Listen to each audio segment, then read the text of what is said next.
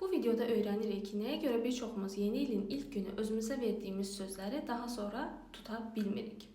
Yəqin ki, bir çoxumuza məlumdur ki, ilk gün bayram həvəsi, bayram nəşəsi ilə birlikdə biz özümüzə bir çoxumuz yeni hədəflər qoyuruq. Belə ki, filan kəs deyir ki, mən işlərimdə və ya dərslərimdə müəyyən qədər müvəffəq olacağam, bəziləri isə arıqlama, idman hədəfləri qoyur.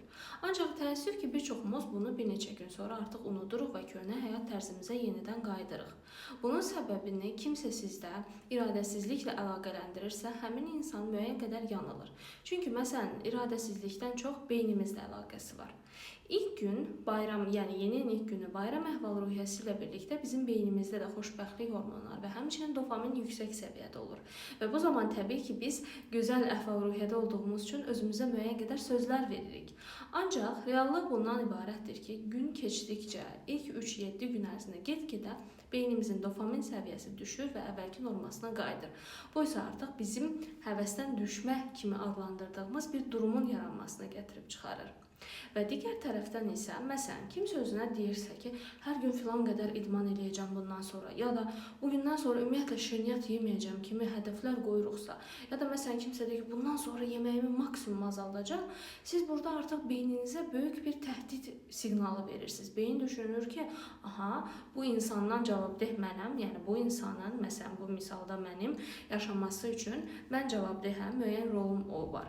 Və bu insan özünə indi yeni hədəflər qoydu və bu artıq onun təhdid altında olmasına səbəb olur. Çünki beyin belə qəbul edir ki, az yemək bərabərdir bu insanın həyatda özünü, sağlamlığını qoruması funksiyasının get-gedə azalması və yaxud da idman eləmək, birdən-birə çox güclü idmanlara başlamaq, yenə də beyin bunu təhdid kimi algılayır ki, aha, bu bədən stres altına girəcək, mən onu qorumalıyam.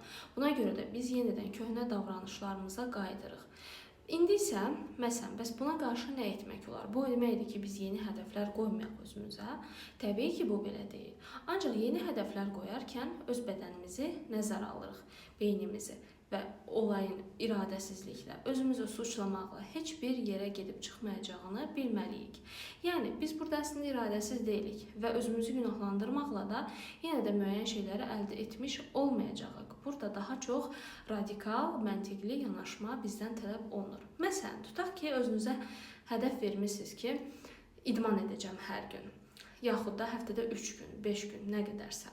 Bu zaman planlı və strukturlu olmaq daha faydalıdır. Məsələn, özünüzə plan qurursunuz və həftənin filan günləri müəyyən qədər idman edəcəm. Şərt deyil ki, özünüzü şərtləndirəsiniz ki, 2 saat idman edəcəm. Baxın, 2 saat birdən-birə yeni başlayan insan üçün az bir rəqəm deyil.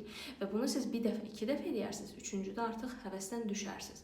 Ona görə də xırda-xırda addımlarla, məsələn, 10 gün, 10 dəqiqə, məsələn, həftədə 3 gün 10 dəqiqə idman edəcəm. Hər hansısa bir idmanı bədənimə faydalı olsun deyə. Və siz əgər bu hədəfi zamanla alışdıra bilsəz özünüzə, get-gedə artıra bilərsiniz. Hər bir halda heç nə etməməkdən daha çox bədəninizə xeyir verirsiniz.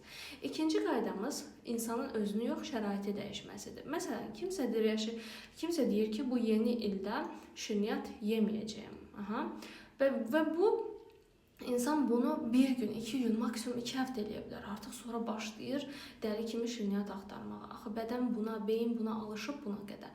Bu zaman isə nə etmək olar? Birincisi, şirniyyat yeməyəcəm deməkdənsə, mağazaya getdiyimizdə seçimlərimizi sağlam şeylərdən yana etsək və evimizə daha az zərərli şirniyyatlar daxil etsək, daha çox hədəfə çata bilərik ki, nəinki birdən-birə beynimizə kəskin hədəflər qoysaq.